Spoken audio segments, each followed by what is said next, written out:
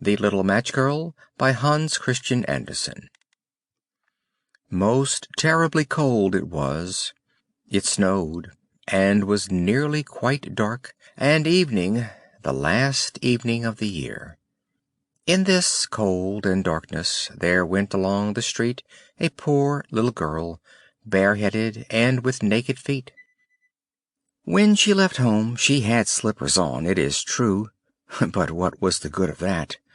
They were very large slippers, which her mother had hitherto worn, so large were they, and the poor little thing lost them as she scuffled away across the street, because of two carriages that rolled by dreadfully fast.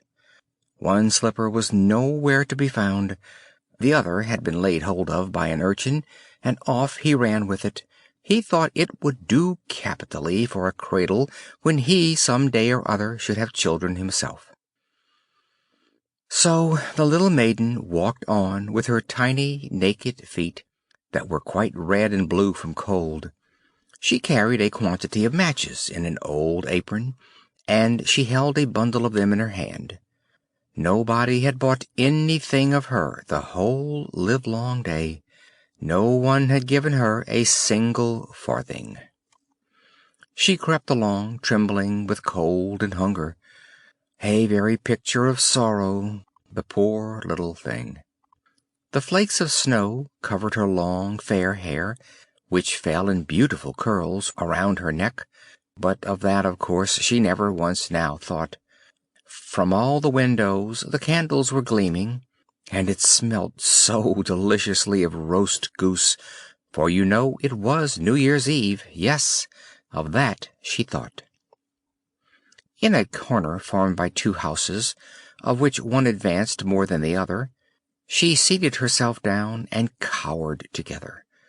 Her little feet she had drawn close up to her, but she grew colder and colder, and to go home she did not venture, for she had not sold any matches, and could not bring a farthing of money. From her father she would certainly get blows, and at home it was cold too, for above her she had only the roof, through which the wind whistled, even though the largest cracks were stopped up with straw and rags. Her little hands were almost numbed with cold. Oh, a match might afford her a world of comfort, if she only dared take a single one out of the bundle, draw it against the wall, and warm her fingers by it. She drew one out. How it blazed! How it burnt! It was a warm, bright flame, like a candle, as she held her hands over it, and it was wonderfully light.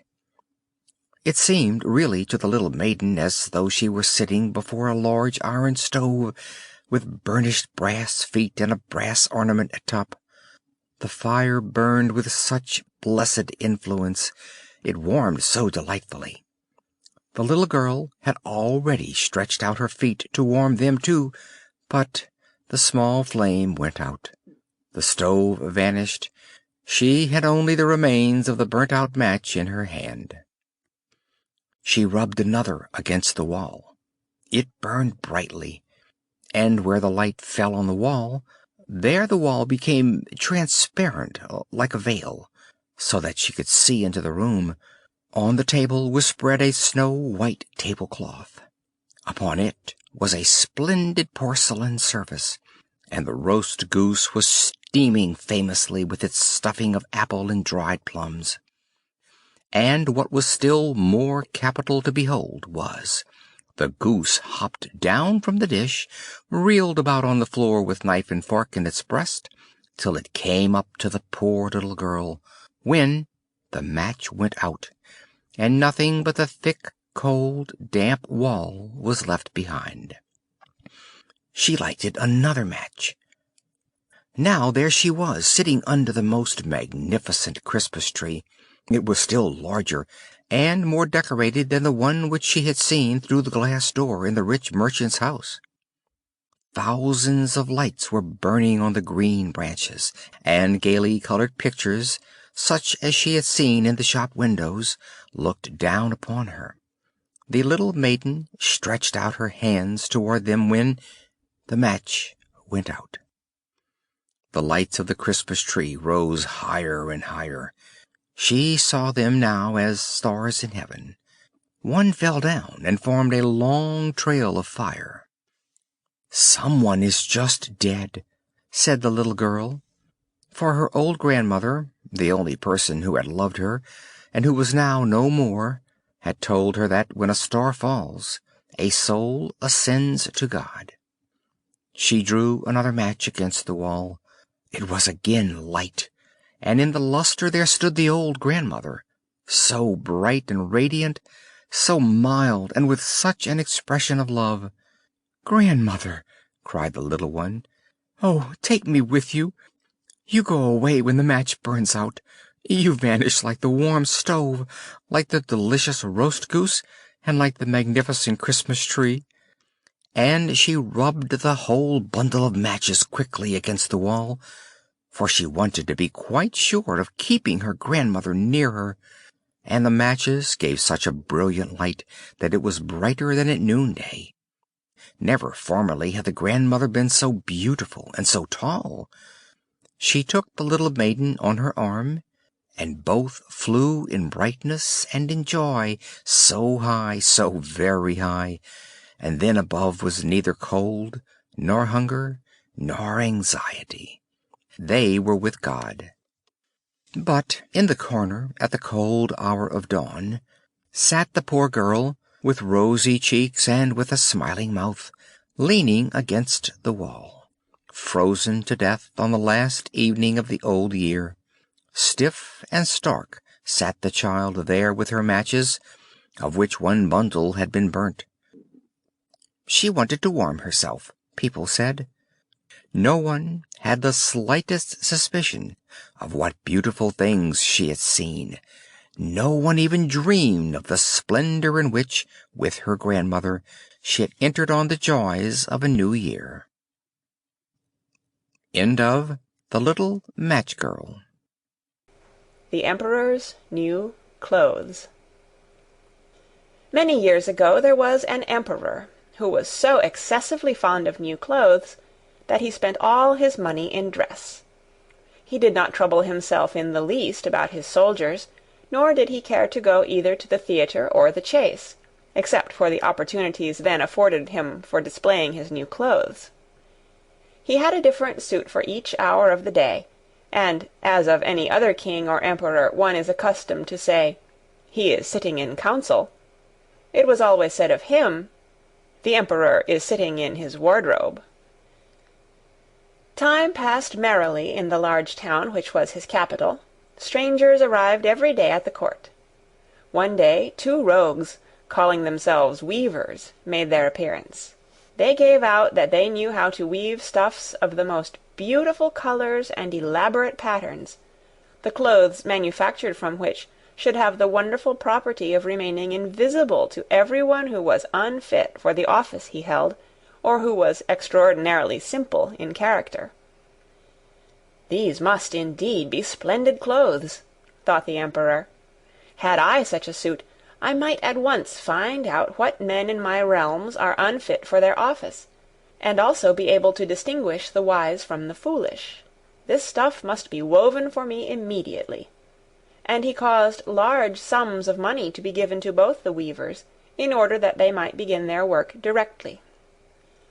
So the 2 pretended weavers set up 2 looms, and affected to work very busily, though in reality they did nothing at all. They asked for the most delicate silk and the purest gold thread, put both into their own knapsacks, and then continued their pretended work at the empty looms until late at night. "I should like to know how the weavers are getting on with my cloth," said the emperor to himself, after some little time had elapsed. He was, however, rather embarrassed when he remembered that a simpleton, or one unfit for his office, would be unable to see the manufacture.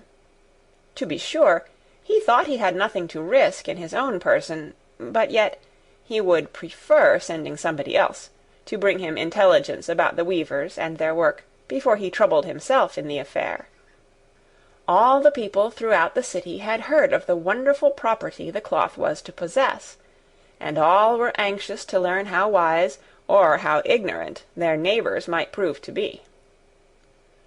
"I will send my faithful old minister to the weavers," said the Emperor at last, after some deliberation.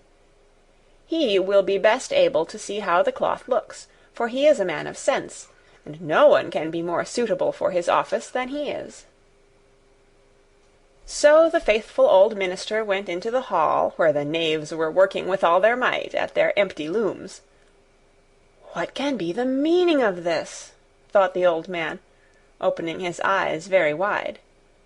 "I cannot discover the least bit of thread on the looms." However, he did not express his thoughts aloud.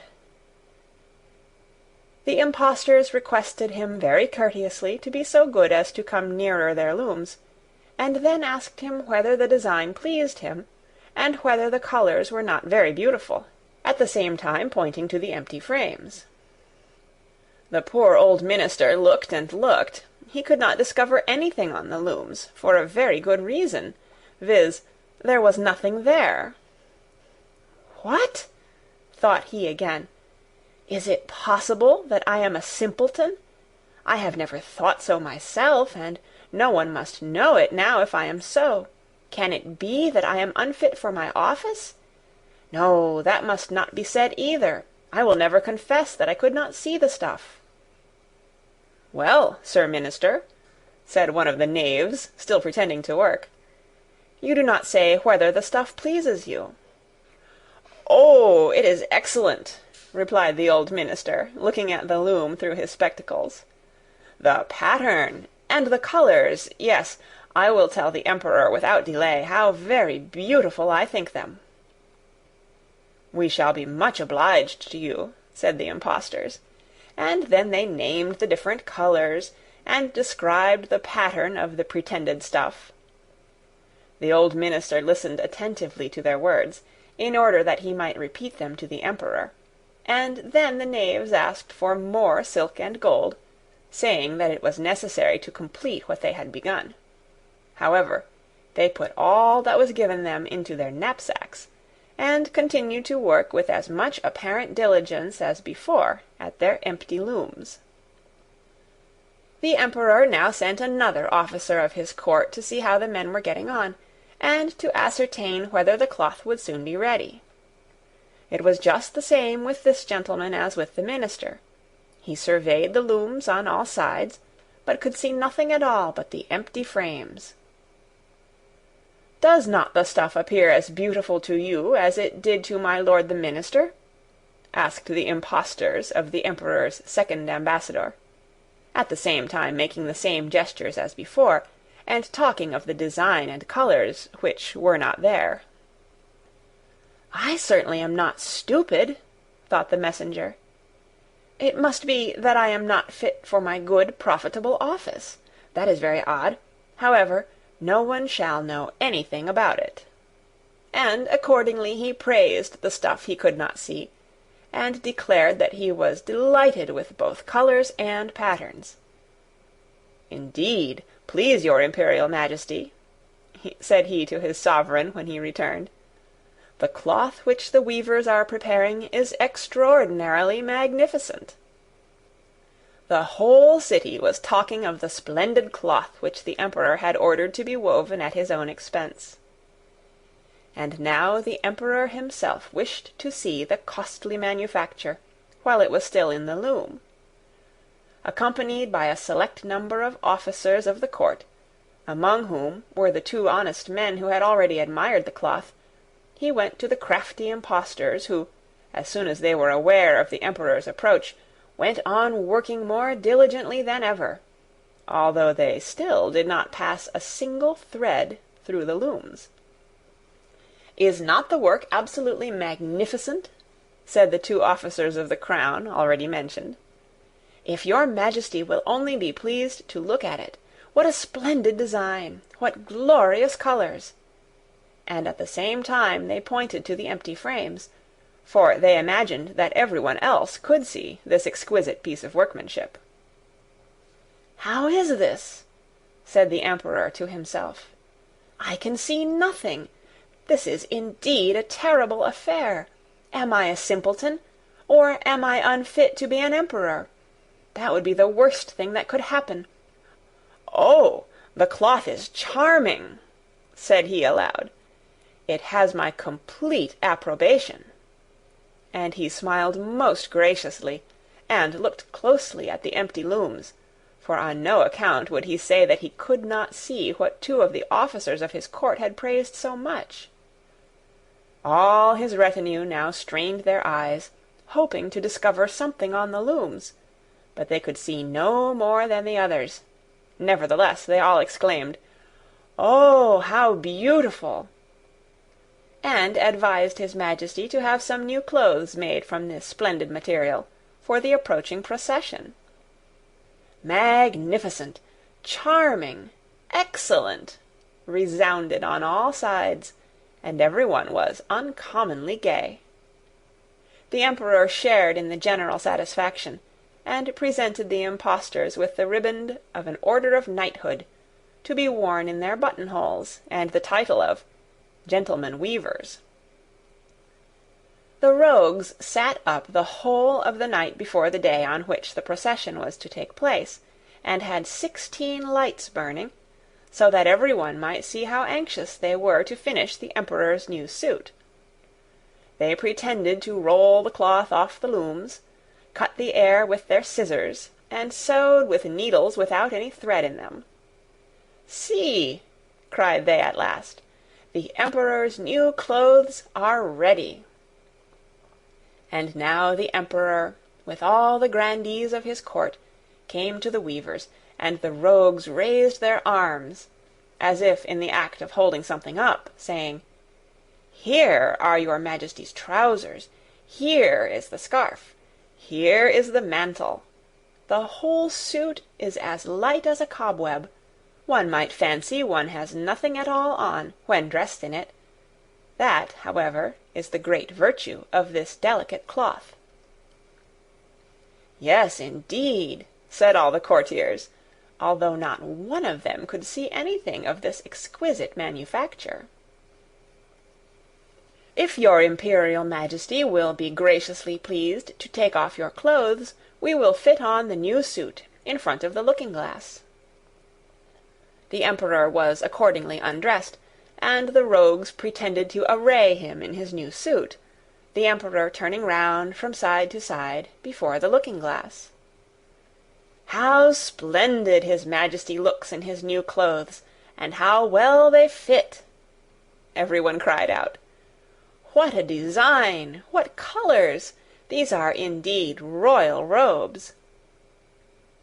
"The canopy which is to be borne over your Majesty in the procession is waiting," announced the chief master of the ceremonies. "I am quite ready," answered the Emperor. "Do my new clothes fit well?" asked he, turning himself round again before the looking-glass, in order that he might appear to be examining his handsome suit. The lords of the bedchamber, who were to carry his Majesty's train, felt about on the ground, as if they were lifting up the ends of the mantle, and pretended to be carrying something, for they would by no means betray anything like simplicity, or unfitness for their office. So now the Emperor walked under his high canopy in the midst of the procession, through the streets of his capital, and all the people standing by, and those at the windows, cried out, "Oh, how beautiful are our Emperor's new clothes! What a magnificent train there is to the mantle, and how gracefully the scarf hangs!" In short, no one would allow that he could not see these much-admired clothes, because in doing so he would have declared himself either a simpleton or unfit for his office. Certainly none of the Emperor's various suits had ever made so great an impression as these invisible ones. "But the Emperor has nothing on at all," said a little child. "Listen to the voice of innocence!" exclaimed his father, and what the child had said was whispered from one to another. "But he has nothing on at all!" at last cried out all the people.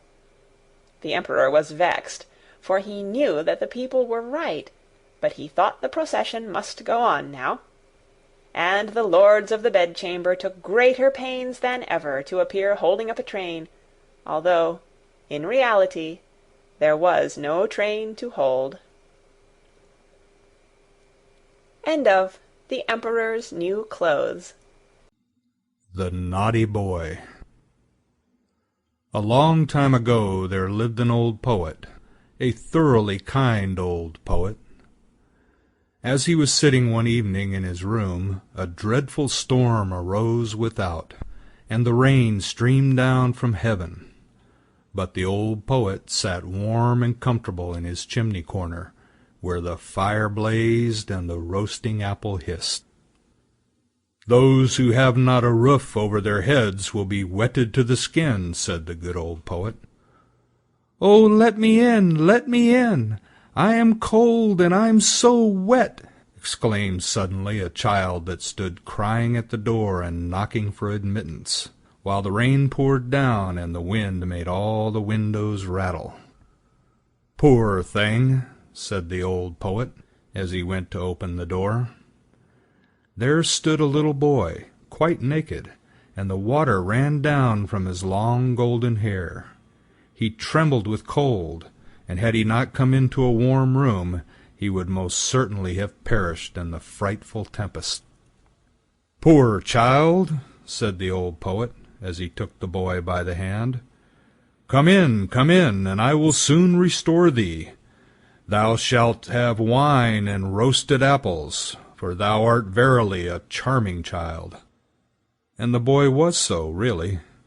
His eyes were like two bright stars, and although the water trickled down his hair, it waved in beautiful curls. He looked exactly like a little angel, but he was so pale, and his whole body trembled with cold. He had a nice little bow in his hand, but it was quite spoiled by the rain, and the tints of his many-colored arrows ran one into the other. The old poet seated himself beside his hearth, and took the little fellow on his lap. He squeezed the water out of his dripping hair, warmed his hands between his own, and boiled for him some sweet wine. Then the boy recovered. His cheeks again grew rosy. He jumped down from the lap where he was sitting, and danced round the kind old poet. "You are a merry fellow," said the old man. "What's your name?" "My name is Cupid," answered the boy. "Don't you know me? There lies my bow. It shoots well, I can assure you. Look, the weather is now clearing up, and the moon is shining clear again through the window." "Why, your bow is quite spoiled," said the old poet. "That were sad, indeed," said the boy, and he took the bow in his hand and examined it on every side. "Oh, it is dry again, and is not hurt at all. The string is quite tight. I will try it directly." And he bent his bow, took aim, and shot an arrow at the old poet, right into his heart. "You see now that my bow was not spoiled," said he, laughing, and away he ran. The naughty boy, to shoot the old poet in that way, he who had taken him into his warm room, who had treated him so kindly, and who had given him warm wine and the very best apples. The poor poet lay on the earth and wept, for the arrow had really flown into his heart. "Fie," said he, "how naughty a boy Cupid is! I will tell all children about him, that they may take care and not play with him, for he will only cause them sorrow and many a heartache." And all good children to whom he related this story took great heed of this naughty Cupid, but he made fools of them still, for he is astonishingly cunning. When the university students come from the lectures, he runs beside them in a black coat, and with a book under his arm. It is quite impossible for them to know him, and they walk along with him arm in arm as if he too were a student like themselves. And then, unperceived, he thrusts an arrow to their bosom. When the young maidens come from being examined by the clergyman, or go to church to be confirmed, there he is again close behind them. Yes, he is forever following people. At the play he sits in the great chandelier and burns in bright flames, so that people think it is really a flame, but they soon discover it is something else. He roves about in the garden of the palace and upon the ramparts. Yes, once he even shot your father and mother right in the heart. Ask them only, and you will hear what they'll tell you. Oh, he is a naughty boy, that Cupid. You must never have anything to do with him. He is forever running after everybody. Only think, he shot an arrow once at your old grandmother. But that is a long time ago, and it is all past now. However, a thing of that sort she never forgets. Fie, naughty Cupid! But now you know him, and you know, too, how ill-behaved he is. End of The Naughty Boy. The Dream of Little Tuck. Ah, yes, that was Little Tuck. In reality, his name was not Tuck, but that was what he called himself before he could speak plain. He meant it for Charles, and it is all well enough if one does but know it. He had now to take care of his little sister Augusta, who was much younger than himself, and he was, besides, to learn his lesson at the same time. But these two things would not do together at all. There sat the poor little fellow, with his sister on his lap, and he sang to her all the songs he knew, and he glanced the while from time to time into the geography book that lay open before him. By the next morning he was to have learnt all the towns in Zealand by heart, and to know about them all that is possible to be known. His mother now came home, for she had been out, and took little Augusta on her arm. Tuck ran quickly to the window, and read so eagerly that he pretty nearly read his eyes out, for it got darker and darker. But his mother had no money to buy a candle. "There goes the old washerwoman over the way," said his mother, as she looked out of the window. "The poor woman can hardly drag herself along, and she must now drag the pail home from the fountain. Be a good boy, Tucky, and run across and help the old woman, won't you?" So Tuck ran over quickly and helped her. But when he came back again into the room, it was quite dark, and as to a light, there was no thought of such a thing. He was now to go to bed. That was an old turn-up bedstead. In it he lay and thought about his geography lesson, and of Zealand, and of all that his master had told him. He ought, to be sure, to have read over his lesson again, but that, you know, he could not do. He therefore put his geography book under his pillow, because he had heard that was a very good thing to do when one wants to learn one's lesson. But one cannot, however, rely upon it entirely. Well, there he lay, and thought, and all at once it was just as if someone kissed his eyes and mouth. He slept, and yet he did not sleep. It was as though the old washerwoman gazed on him with her mild eyes and said, "It were a great sin if you were not to know your lesson tomorrow morning. You have aided me, I therefore will now help you, and the loving God will do so at all times." And all of a sudden the book under Tuck's pillow began scraping and scratching. "Kee-keri-kee, cluck, cluck, cluck." That was an old hen. That was an old hen who came creeping along, and she was from Chioggia. "I am a Chioggia hen," said she, and then she related how many inhabitants there were there, and about the battle that had taken place, and which, after all, was hardly worth talking about. Cribbledy, crabbledy, plump! Down fell somebody. It was a wooden bird, the popinjay used at the shooting matches at Prastoe. Now he said that there were just as many inhabitants as he had nails in his body, and he was very proud. Thorwaldsen lived almost next door to me. Plump! Here I lie capitally. But little Tuck was no longer lying down.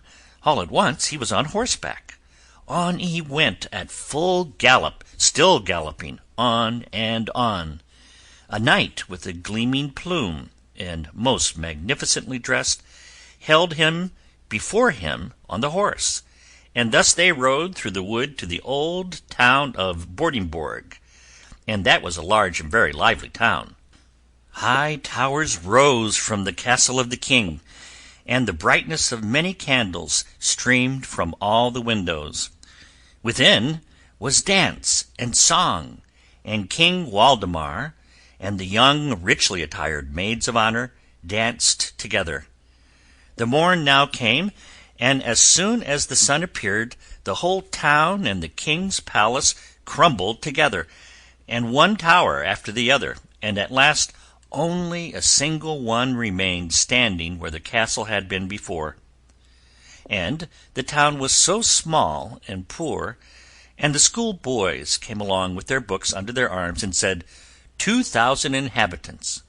But that was not true, for there were not so many. And little Tucky lay in his bed. It seemed to him as if he dreamed, and yet as if he were not dreaming. However, somebody was close beside him. Little Tucky, cried someone near. It was a seaman, quite a little personage, so little as if he were a midshipman, but a midshipman he was not. Many remembrances from Corsor. That is a town that is just rising into importance, a lively town that has steamboats and stage-coaches. Formerly people called it ugly, but that is no longer true. I lie on the sea, said Corsor. I have high roads and gardens, and I have given birth to a poet who was witty and amusing, which all poets are not. I once intended to equip a ship that was to sail all around the earth, but I did not do it, although I could have done so. And then, too, I smell so deliciously, for close before the gate bloomed the most beautiful roses. Little Tuck looked, and all was red and green before his eyes, but as soon as the confusion of colors was somewhat over, all of a sudden there appeared a wooded slope close to the bay, and high up above stood a magnificent old church with two high-pointed towers. From out the hillside spouted fountains in thick streams of water, so that there was a continual splashing, and close beside them sat an old king with a golden crown upon his white head. That was King Hurrar. Near the fountains, close to the town of Relskede, as it is now called. And up the slope into the old church went all the kings and queens of Denmark, hand in hand, all with their golden crowns, and the organ played and the fountains rustled. Little Tuck saw all, heard all. Do not forget the diet, said King Hurrar. Again all suddenly disappeared. Yes, and whither? It seemed to him just as if one turned over a leaf in a book, and now stood there an old peasant woman, who came from Sarol, where grass grows in the market-place. She had an old grey linen apron hanging over her head and back. It was so wet, it certainly must have been raining. Yes, that it was, said she, and she now related many pretty things out of Holberg's comedies, and about Waldemar and Absalon. But all at once she cowered together, and Her head began shaking backwards and forwards, and she looked as if she were going to make a spring. "Croak, croak," said she. "It is wet, it is wet. There is such a pleasant, death-like stillness in Sorbe." She was now suddenly a frog, croak, and now she was an old woman. "One must dress according to the weather," said she. "It is wet, it is wet. My town is just like a bottle, and one gets in by the neck, and by the neck one must get out again. In former times I had the finest fish, and now I have fresh, rosy-cheeked boys at the bottom of the bottle, who learn wisdom, Hebrew, Greek, croak." When she spoke, it sounded just like the noise of frogs, or as if one walked with boots over a moor. Always the same tone, so uniform and so tiring that little Tuck fell into a good, sound sleep, which, by the by, could not do him any harm. But even in this sleep there came a dream, or whatever else it was, his little sister Augusta. She, with the blue eyes and the fair curling hair, was suddenly a tall, beautiful girl, and without having wings was yet able to fly. And she now flew over Zealand, over the green woods and the blue lakes.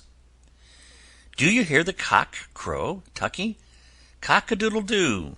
The cocks are flying up from Kjöge. You will have a farmyard so large, oh, so very large, you will suffer neither hunger nor thirst. You will get on in the world. You will be a rich and happy man. Your house will exalt itself like King Waldemar's tower, and will be richly decorated with marble statues, like that at Presto. You understand what I mean. Your name shall circulate with renown all round the earth, like unto the ship that was to have sailed from Corsica and in Roeskilde." "Do not forget the diet," said King Hurrar. "Then you will speak well and wisely, little Tucky, and when at last you sink into your grave, you shall sleep as quietly—" "As if I lay in Soroy," said Tuck, awaking.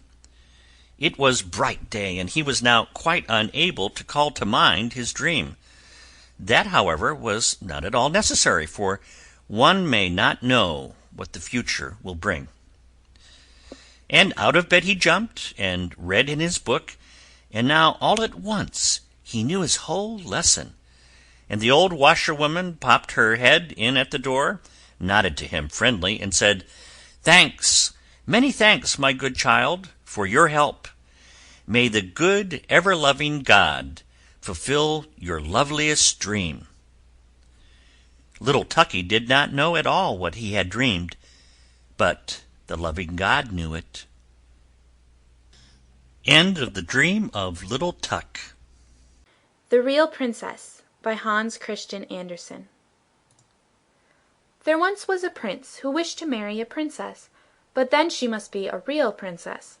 He traveled all over the world in hopes of finding such a lady, but there was always something wrong. Princesses he found in plenty, but whether they were real princesses it was impossible for him to decide, for now one thing, now another, seemed to him not quite right about the ladies. At last he returned to his palace quite cast down, because he wished so much to have a real princess for his wife. One evening a fearful tempest arose. It thundered and lightened, and the rain poured down from the sky in torrents. Besides, it was as dark as pitch. All at once there was heard a violent knocking at the door, and the old king, the prince's father, went out himself to open it. It was a princess who was standing outside the door. What with the rain and the wind, she was in a sad condition. The water trickled down from her hair, and her clothes clung to her body. She said she was a real princess. "Ah, we shall soon see that," thought the old queen-mother.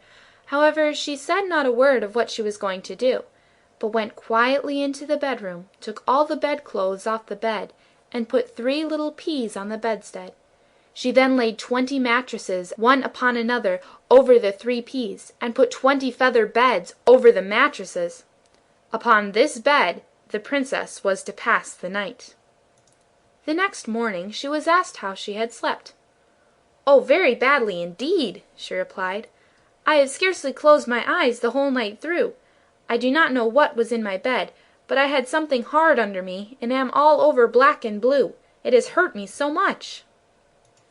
Now it was plain that the lady must be a real princess, since she had been able to feel the 3 little peas through the 20 mattresses and 20 feather beds. None but a real princess could have had such a delicate sense of feeling. The prince accordingly made her his wife, being now convinced that he had found a real princess. The 3 peas were, however, put into the cabinet of curiosities, where they are still to be seen, provided they are not lost. Wasn't this a lady of real delicacy? End of The Real Princess. The Red Shoes. There was once a little girl who was very pretty and delicate, but in summer she was forced to run about with bare feet. She was so poor, and in winter wear very large wooden shoes, which made her little insteps quite red, and that looked so dangerous. In the middle of the village lived old Dame Shoemaker. She sat and sewed together, as well as she could, a little pair of shoes out of old red strips of cloth. They were very clumsy, but it was a kind thought. They were meant for the little girl. The little girl was called Karen. On the very day her mother was buried, Karen received the red shoes, and wore them for the first time. They were certainly not intended for mourning, but she had no others, and with stockingless feet she followed the poor straw coffin in them. Suddenly a large old carriage drove up, and a large old lady sat in it. She looked at the little girl, felt compassion for her, and then said to the clergyman, "Here, give me the little girl. I will adopt her." And Karen believed all this happened on account of the red shoes. But the old lady thought they were horrible, and they were burnt. But Karen herself was cleanly and nicely dressed. She must learn to read and sew. And people said she was a nice little thing, but the looking-glass said, "Thou art more than nice, thou art beautiful." Now the queen once traveled through the land, and she had her little daughter with her. And this little daughter was a princess, and people streamed to the castle, and Karen was there also, and the little princess stood in her fine white dress in a window, and let herself be stared at. She had neither a train nor a golden crown, but splendid red morocco shoes. They were certainly far handsomer than those Dame Shoemaker had made for little Karen. Nothing in the world can be compared with red shoes. Now Karen was old enough to be confirmed.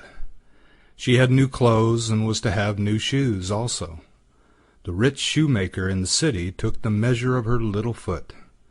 This took place at his house, in his room, where stood large glass cases filled with elegant shoes and brilliant boots. All this looked charming, but the old lady could not see well, and so had no pleasure in them.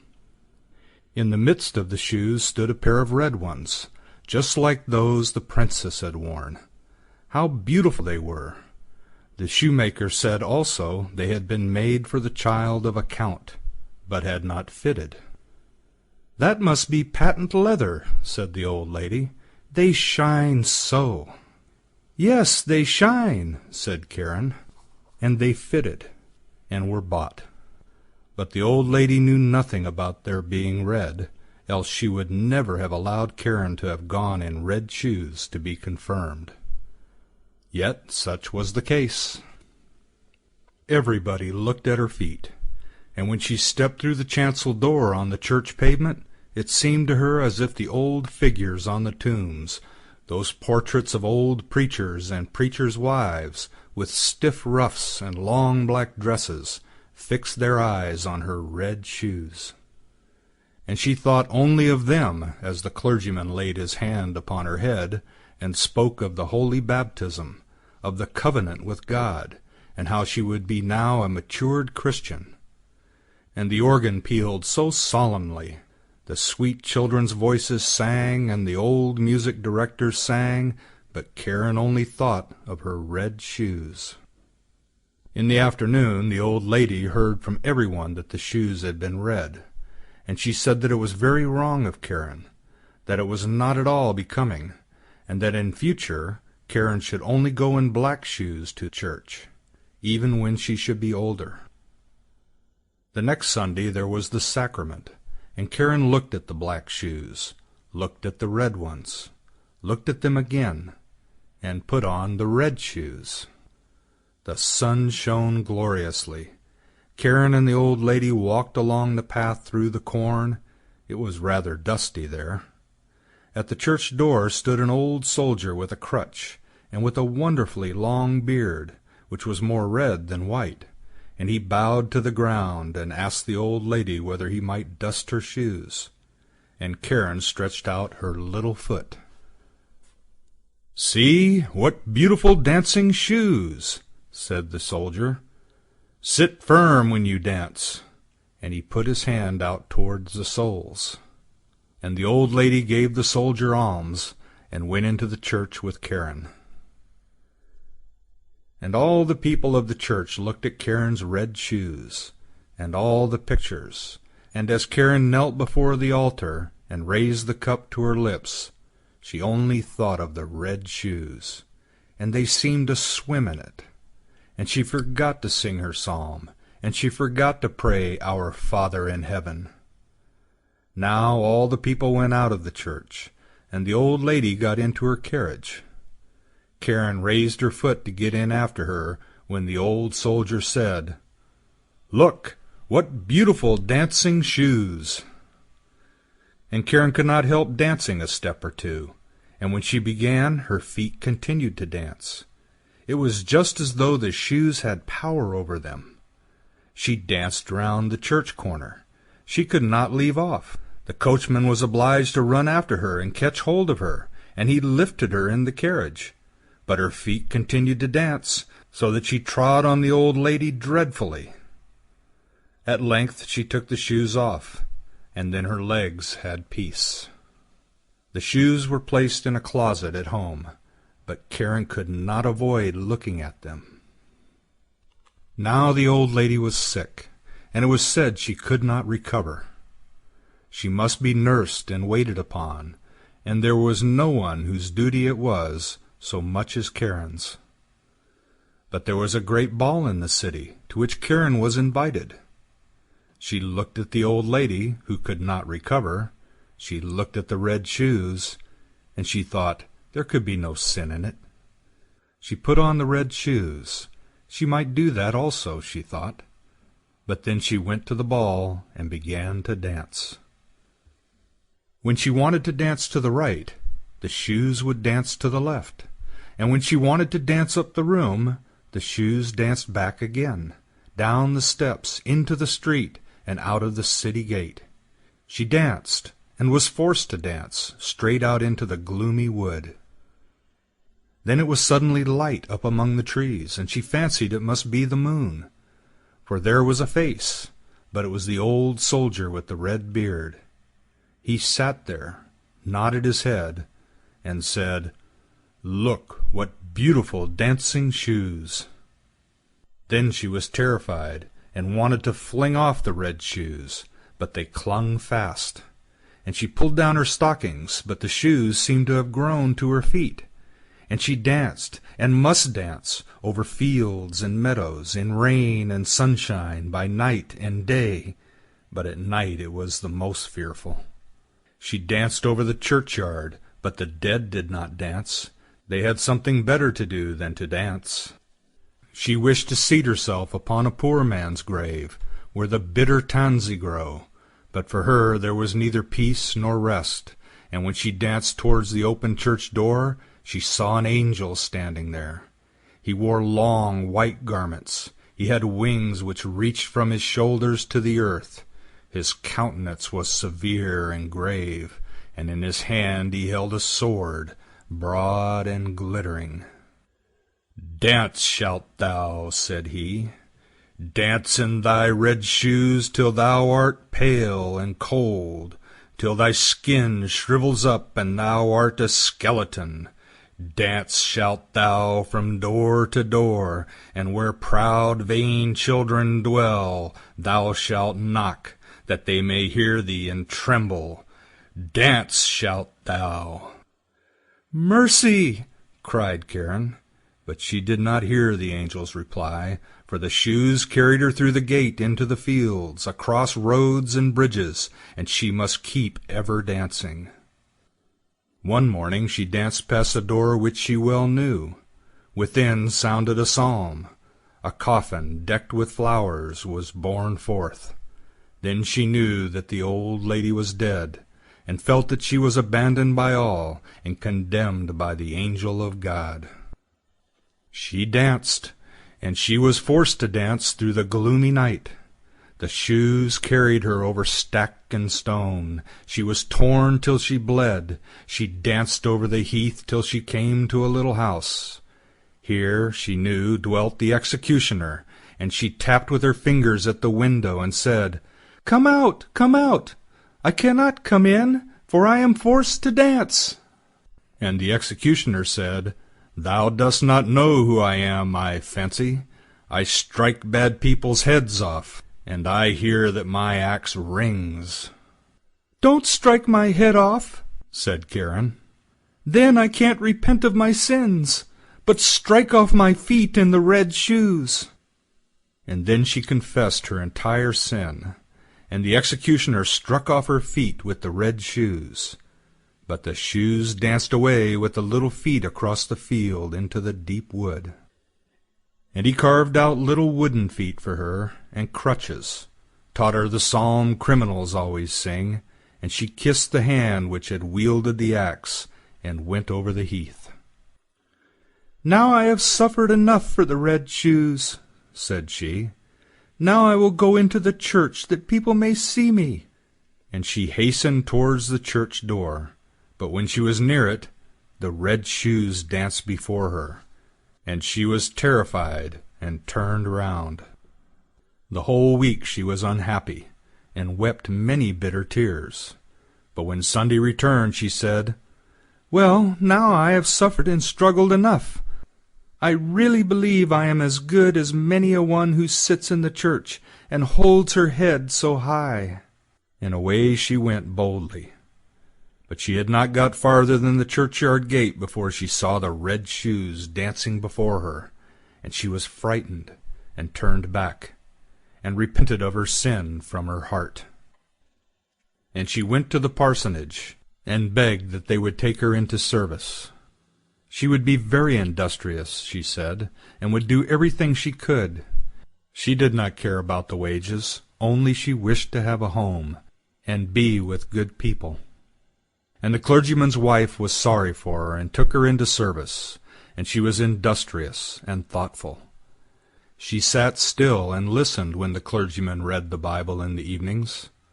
All the children thought a great deal of her, but when they spoke of dress and grandeur and beauty, she shook her head.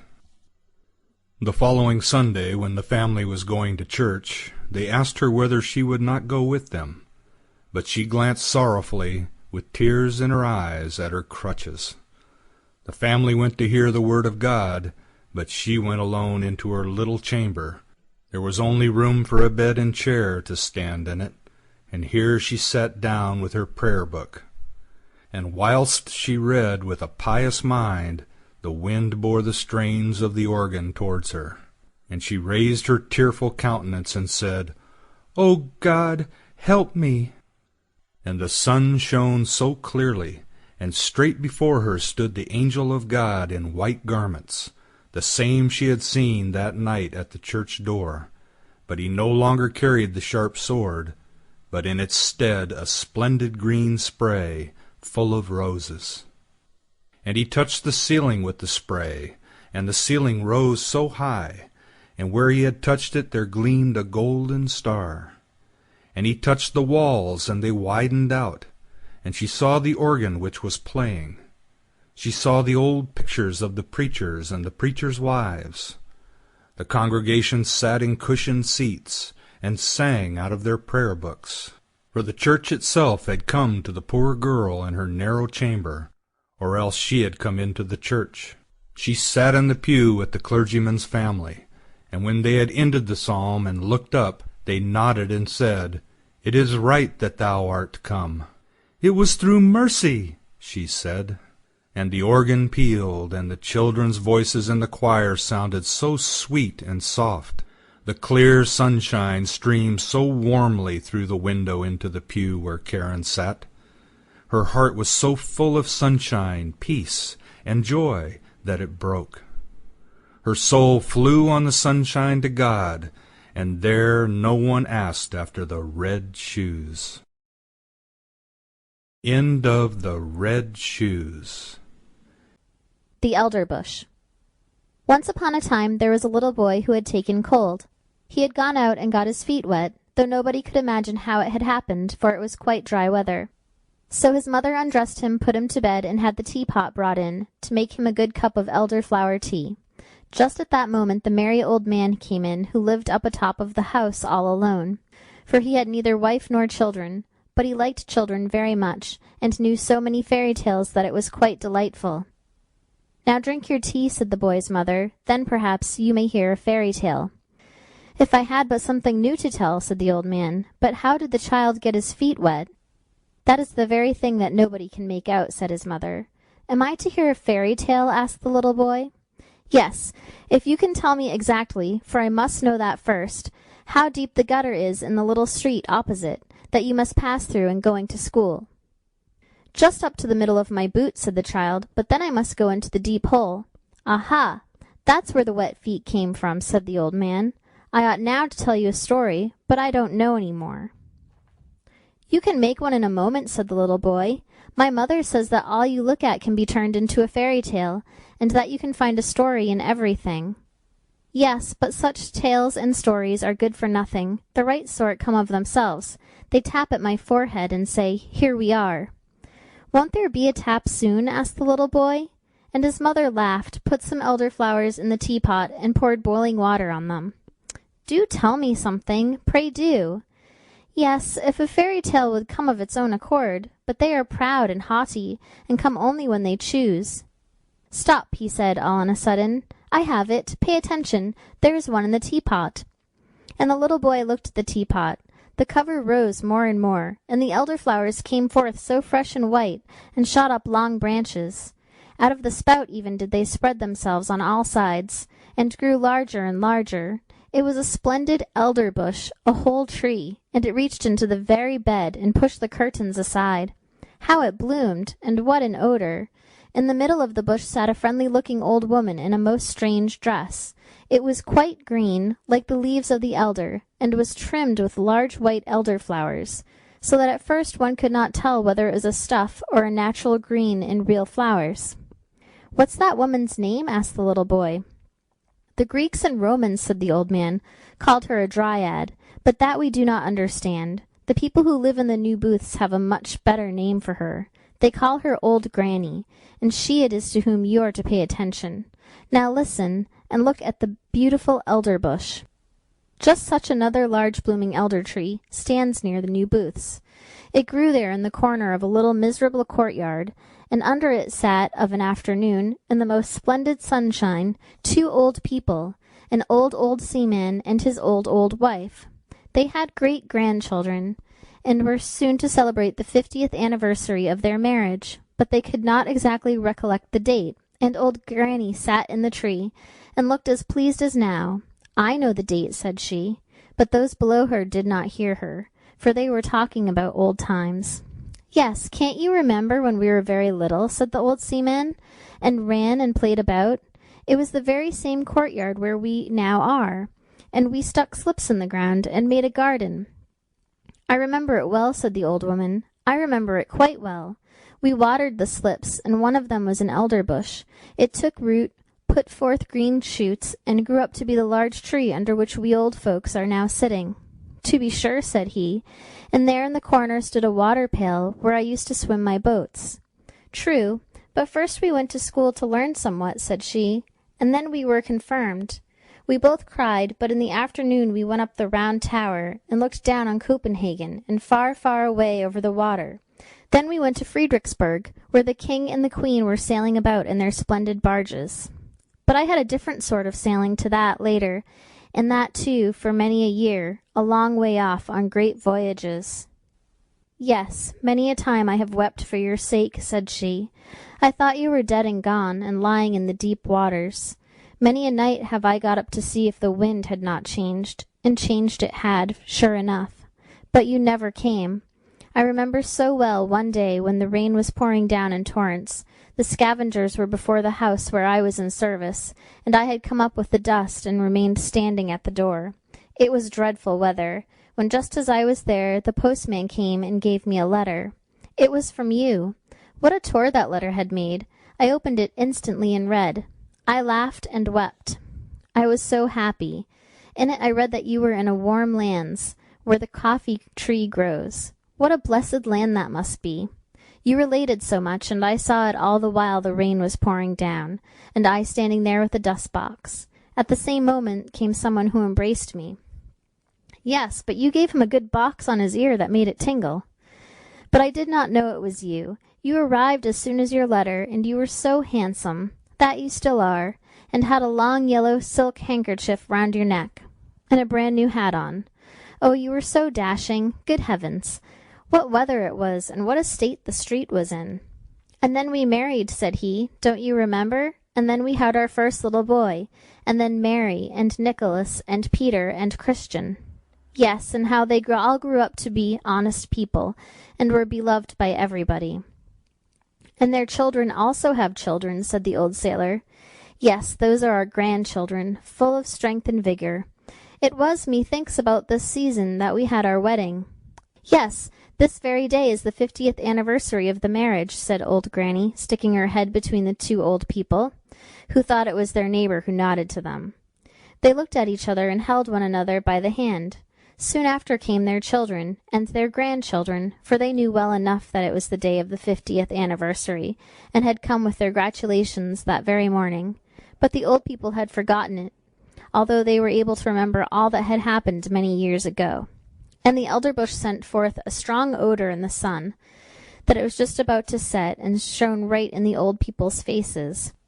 They both looked so rosy-cheeked, and the youngest of the grandchildren danced around them, and called out quite delighted that there was to be something very splendid that evening, that they were all to have hot potatoes, and old Nanny nodded in the bush, and shouted hurrah with the rest. But that is no fairy tale, said the little boy, who was listening to the story. The thing is, you must understand it, said the narrator. Let us ask old Nanny. That was no fairy tale, 'tis true, said old Nanny, but now it's coming. The most wonderful fairy tales grow out of that which is reality. Were that not the case, you know, my magnificent elderbush could not have grown out of the teapot. And then she took the little boy out of bed, laid him on her bosom, and the branches of the elder tree, full of flowers, closed around her. They sat in an aerial dwelling, and it flew with them through the air. Oh, it was wondrous beautiful. Old Nanny had grown all of a sudden a young and pretty maiden, but her robe was still the same green stuff with white flowers, which she had worn before. On her bosom she had a real elder-flower, and in her yellow waving hair a wreath of the flowers. Her eyes were so large and blue that it was a pleasure to look at them. She kissed the boy, and now they were of the same age and felt alike. Hand in hand they went out of the bower, and they were standing in the beautiful garden of their home. Near the green lawn Papa's walking-stick was tied, and for the little ones it seemed to be endowed with life. For as soon as they got astride it, the round polished knob was turned into a magnificent neighing head, a long black mane fluttered in the breeze, and 4 slender yet strong legs shot out. The animal was strong and handsome, and away they went at full gallop round the lawn. Huzzah! Now we are riding miles off, said the boy. We are riding away to the castle where we were last year. And on they rode round the grass plot. And the little maiden, who, we know, was no one else but old Nanny, kept on crying out, Now we are in the country.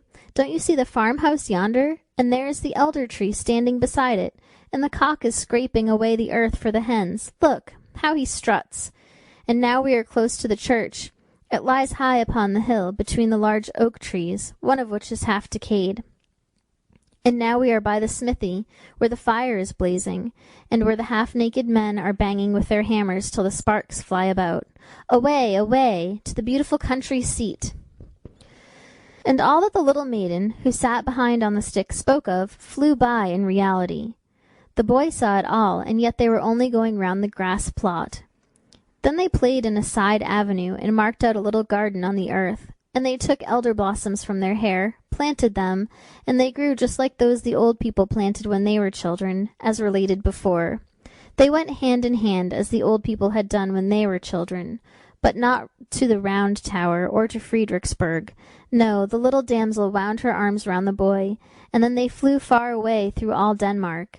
And spring came, and summer, and then it was autumn, and then winter, and 1,000 pictures were reflected in the eye and in the heart of the boy, and the little girl always sang to him, "This you will never forget."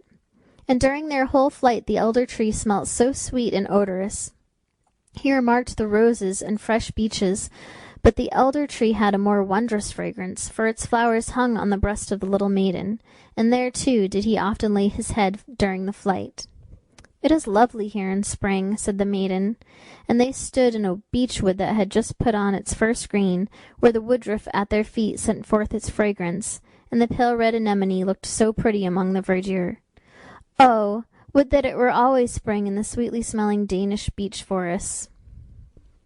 "It is lovely here in summer," said she, and she flew past old castles of bygone days of chivalry, where the red walls and the embattled gables were mirrored in the canal, where the swans were swimming, and peered up into the old cool avenues. In the fields the corn was waving like the sea. In the ditches red and yellow flowers were growing. Wild drone flowers and the blooming convolvuluses were creeping in the hedges, and towards evening the moon rose round and large, and the haycocks in the meadow smelt so sweetly. This one never forgets.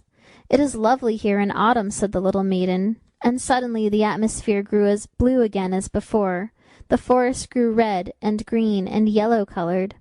The dogs came leaping along, and whole flocks of wildflower flew over the cairn, where blackberry bushes were hanging round the old stones. The sea was dark blue, covered with ships full of white sails, and in the barn old women, maidens, and children were sitting picking hops into a large cask. The young sang songs, but the old told fairy tales of mountain sprites and soothsayers. Nothing could be more charming. "It is delightful here in winter," said the little maiden, and all the trees were covered with hoar-frost. They looked like white corals. The snow crackled underfoot, as if one had new boots on, and one falling star after the other was seen in the sky. The Christmas tree was lighted in the room. Presents were there, and good humour reigned. In the country the violin sounded in the room of the peasant. The newly baked cakes were attacked. Even the poorest child said, "It is really delightful here in winter." Yes, it was delightful, and the little maiden showed the boy everything, and the elder tree still was fragrant, and the red flag and the white cross was still waving, the flag under which the old seamen and the new booths had sailed. And the boy grew up to be a lad, and was to go forth in the wide world, far, far away, to warm lands where the coffee tree grows. But at his departure the little maiden took an elder blossom from her bosom and gave it to him to keep, and it was placed between the leaves of his prayer book. And when in foreign lands he opened the book, it was always at the place where the keepsake flower lay. And the more he looked at it, the fresher it became. He felt as if it were the fragrance of the Danish groves, and from among the leaves of the flowers he could distinctly see the little maiden peeping forth with her bright blue eyes. And then she whispered, "It is delightful here in spring, summer, autumn, and winter," and 100 visions glided before his mind. Thus passed many years, and he was now an old man, and sat with his old wife under the blooming tree. They held each other by the hand, as the old grandfather and grandmother yonder in the new booths did, and they talked exactly like them of old times and of the 50th anniversary of their wedding. The little maiden, with the blue eyes and her elder blossoms in her hair, sat in the tree, nodded to both of them, and said, "Today is the 50th anniversary." And then she took 2 flowers out of her hair and kissed them. First they shone like silver, then like gold, and when they were laid them on the heads of the old people, each flower became a gold crown. So there they both sat, like a king and a queen, under the fragrant tree, that looked exactly like an elder. The old man told his wife the story of old Nanny as it had been told to him when a boy, and it seemed to both of them it contained much that resembled their own history, and those parts that were like it pleased them best. Thus it is, said the little maiden in the tree.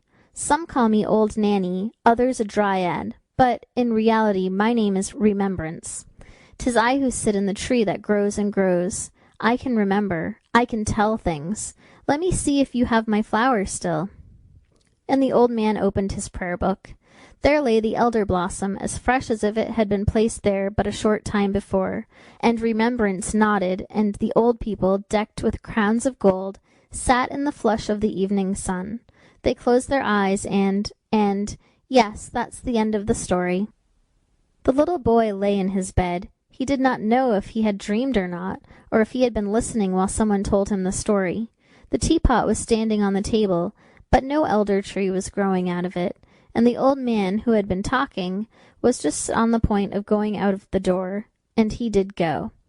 How splendid that was, said the little boy. Mother, I have been to warm countries.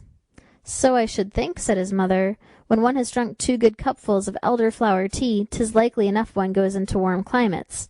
And she tucked him up nicely, lest he should take cold. You have had a good sleep while I have been sitting here, and arguing with him whether it was a story or a fairy tale. And where is old Nanny? Asked the little boy.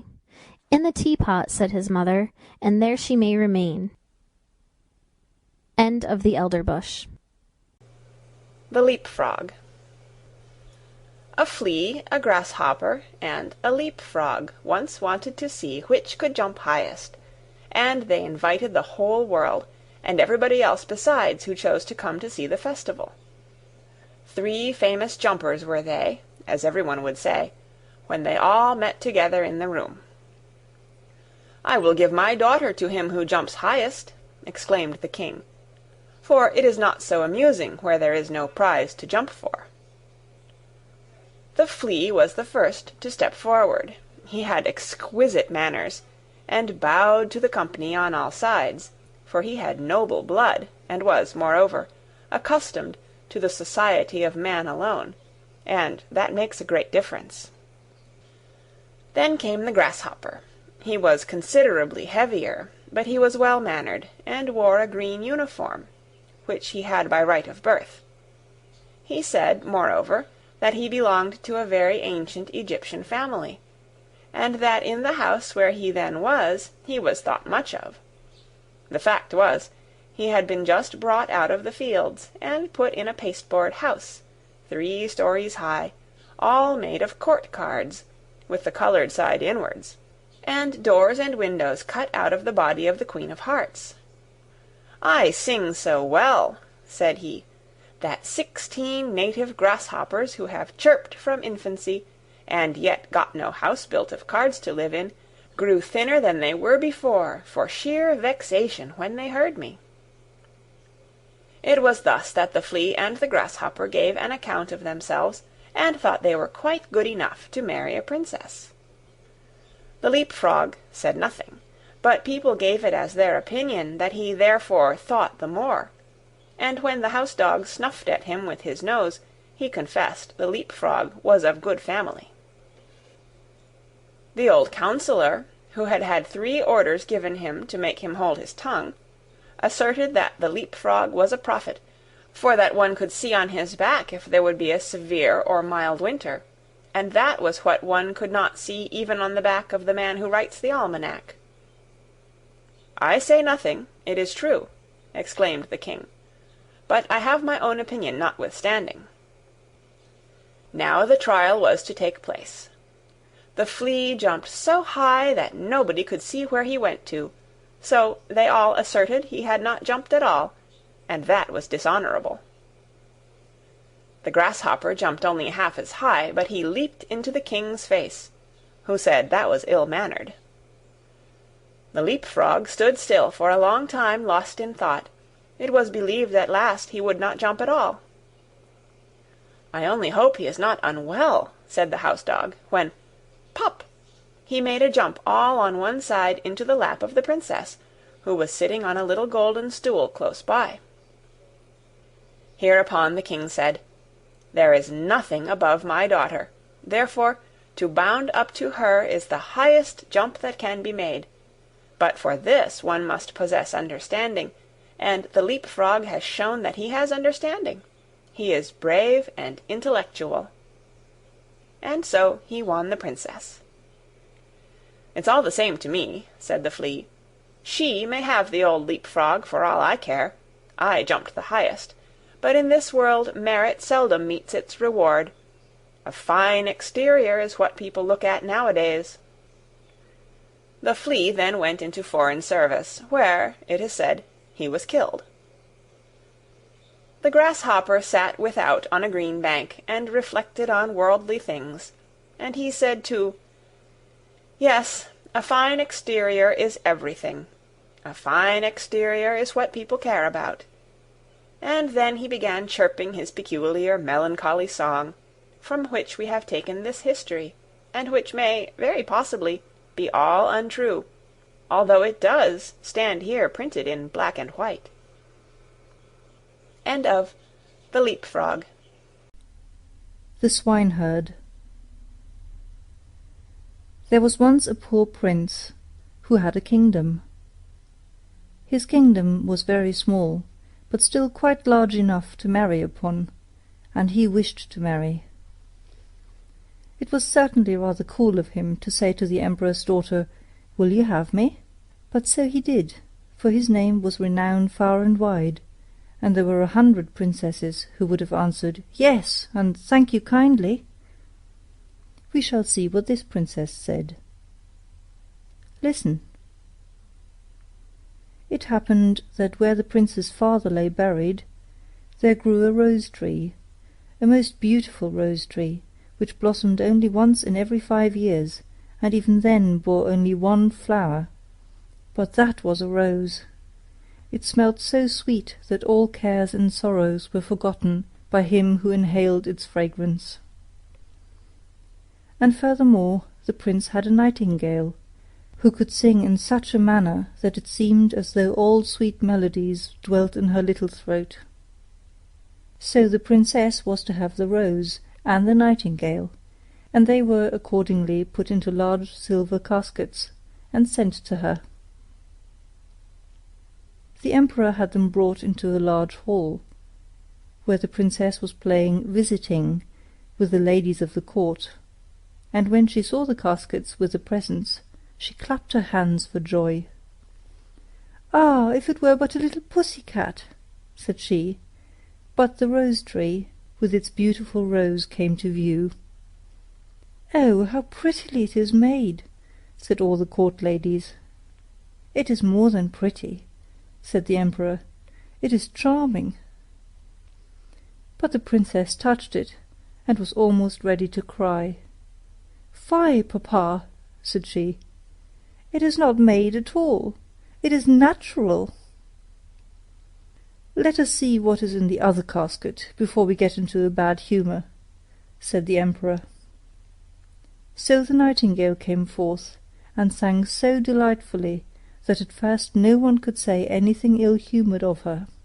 "Superbe! Charmant!" exclaimed the ladies, for they all used to chatter French, each one worse than her neighbour. "How much the bird reminds me of the musical box that belonged to our blessed Empress," said an old knight. "Oh, yes, these are the same tones, the same execution." "Yes, yes," said the emperor, and he wept like a child at the remembrance. "I will still hope that it is not a real bird," said the princess. "Yes, it is a real bird," said those who had brought it. "Well, then let the bird fly," said the princess, and she positively refused to see the prince. However, he was not to be discouraged. He daubed his face over brown and black, pulled his cap over his ears, and knocked at the door. "Good day to my lord the Emperor," said he. "Can I have employment at the palace?" "Why, yes," said the Emperor. "I want someone to take care of the pigs, for we have a great many of them." So the prince was appointed imperial swineherd. He had a dirty little room close by the pigsty, and there he sat the whole day and worked. By the evening he had made a pretty little kitchen pot. Little bells were hung all around it, and when the pot was boiling, these bells tinkled in the most charming manner, and played the old melody, "Ach, du lieber Augustin, alles ist weg, weg, weg," which translates as, "Ah, dear Augustine, all is gone, gone, gone." But what was still more curious, whoever held his finger in the smoke of the kitchen pot immediately smelt all the dishes that were cooking on every hearth in the city. This, you see, was something quite different from the rose. Now the princess happened to walk that way, and when she heard the tune she stood quite still, and seemed pleased, for she could play Lieber Augustin. It was the only piece she knew, and she played it with one finger. "Why, there is my piece," said the princess. "That swineherd must certainly have been well educated. Go in and ask him the price of the instrument." So one of the court ladies must run in. However, she drew on wooden slippers first. "What will you take for the kitchen pot?" said the lady. "I will have 10 kisses from the princess," said the swineherd. "Yes, indeed," said the lady. "I cannot sell it for less," rejoined the swineherd. "He is an impudent fellow," said the princess, and she walked on. But when she had gone a little way, the bells tinkled so prettily, "Ach, du lieber Augustin, alles ist weg, weg, weg." "Stay," said the princess. "Ask him if you will have 10 kisses from the ladies of the court."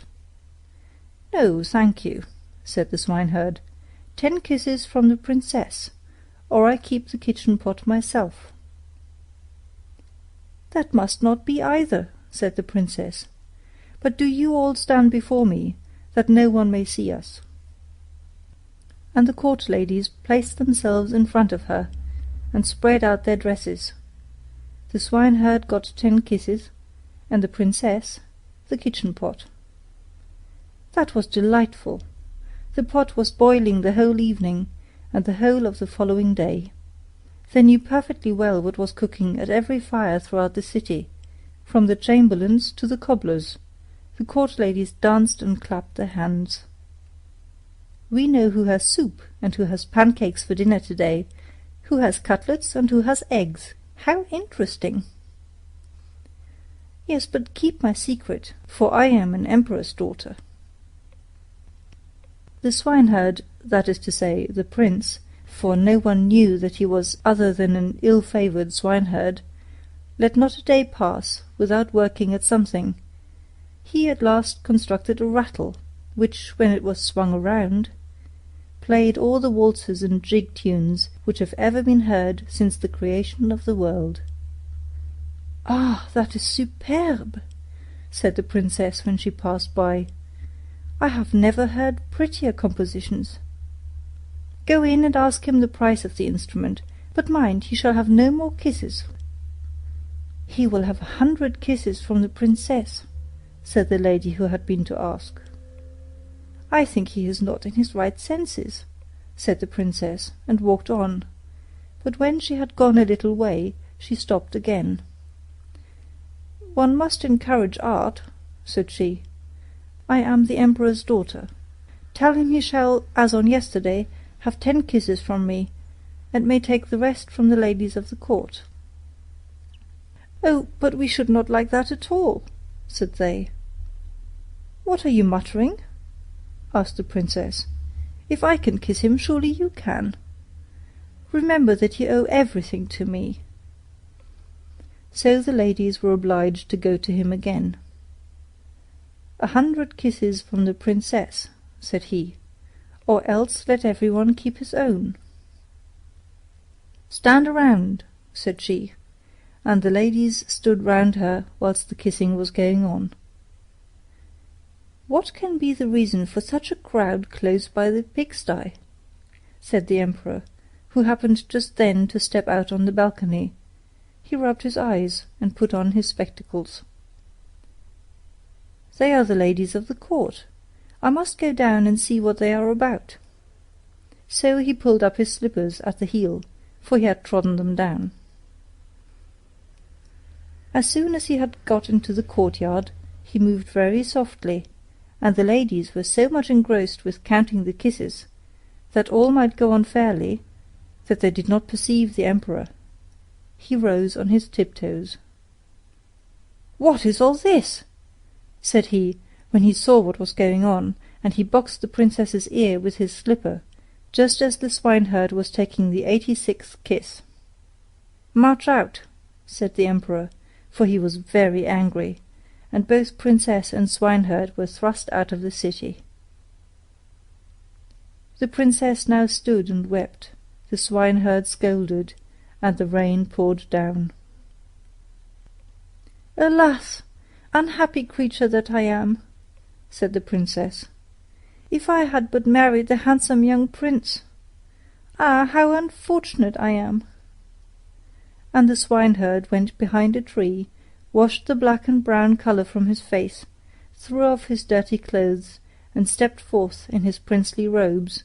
He looked so noble that the princess could not help bowing before him. "I am come to despise thee," said he.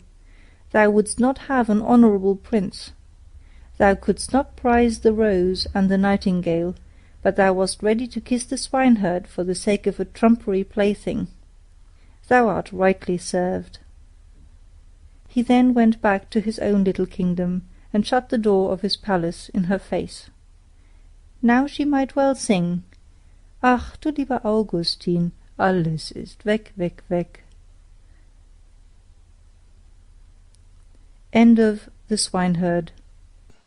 The Bell.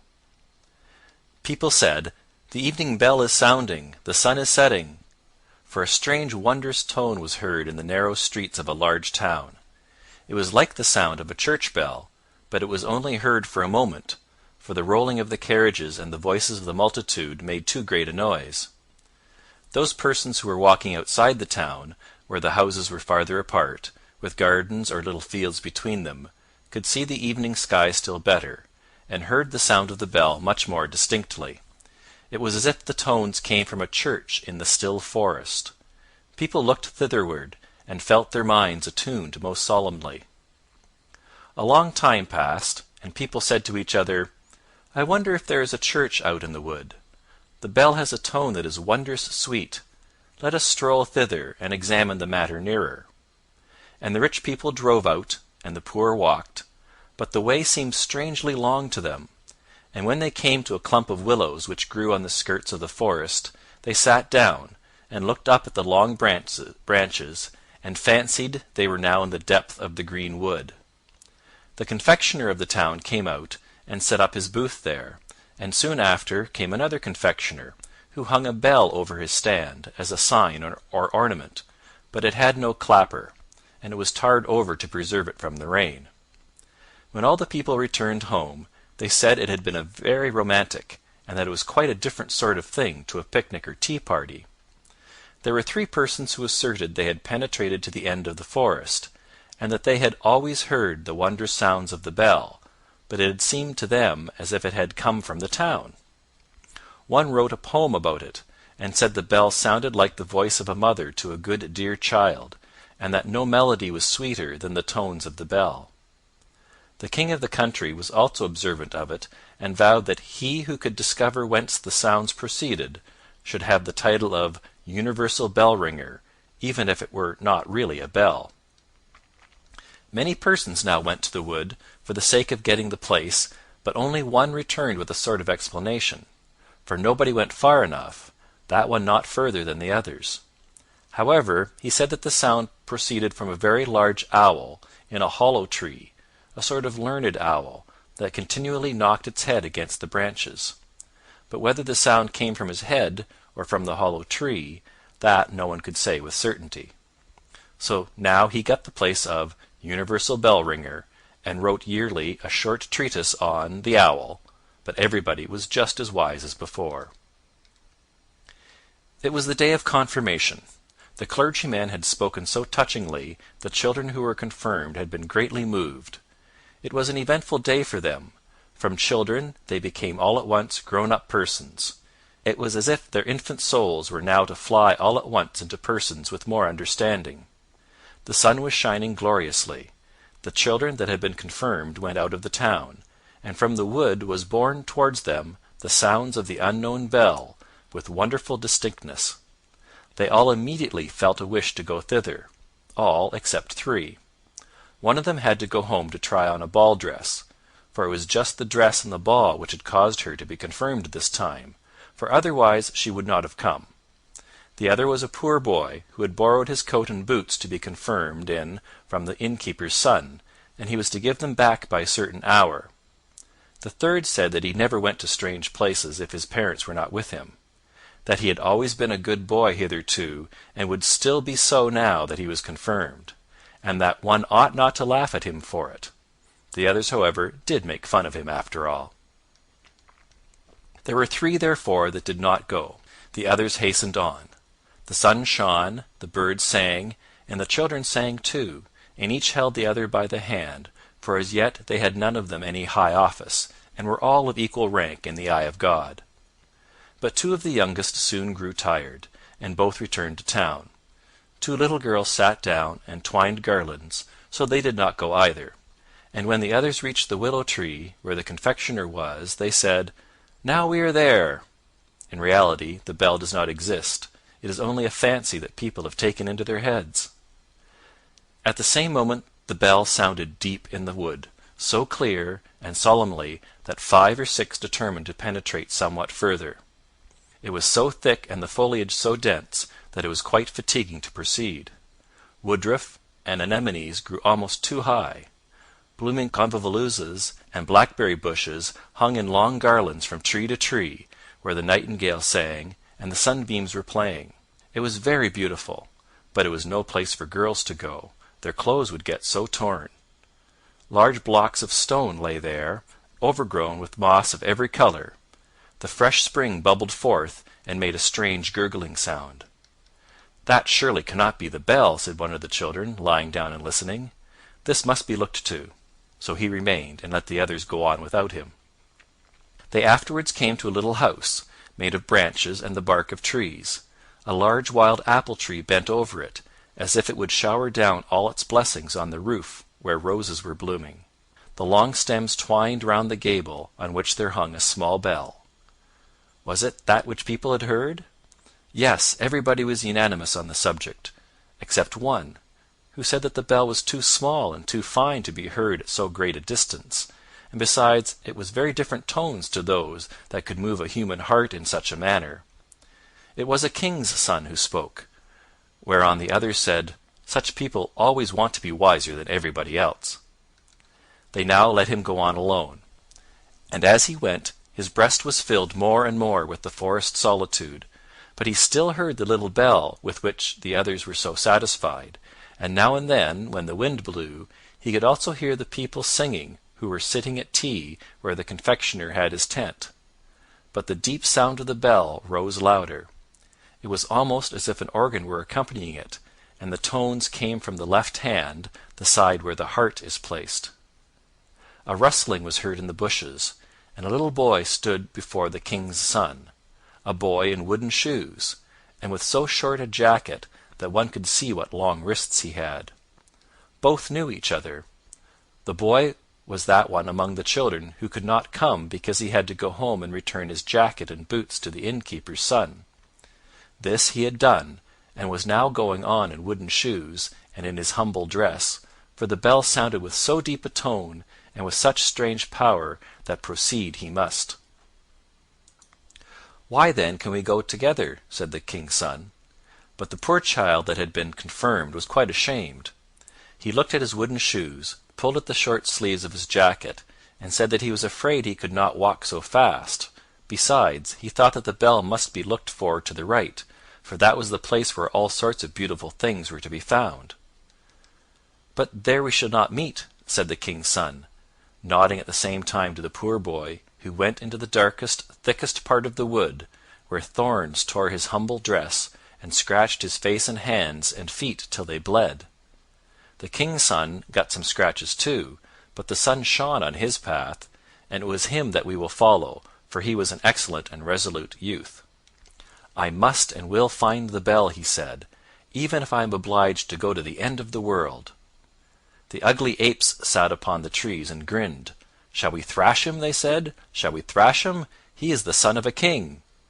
But on he went, without being disheartened, deeper and deeper into the wood, where the most wonderful flowers were growing.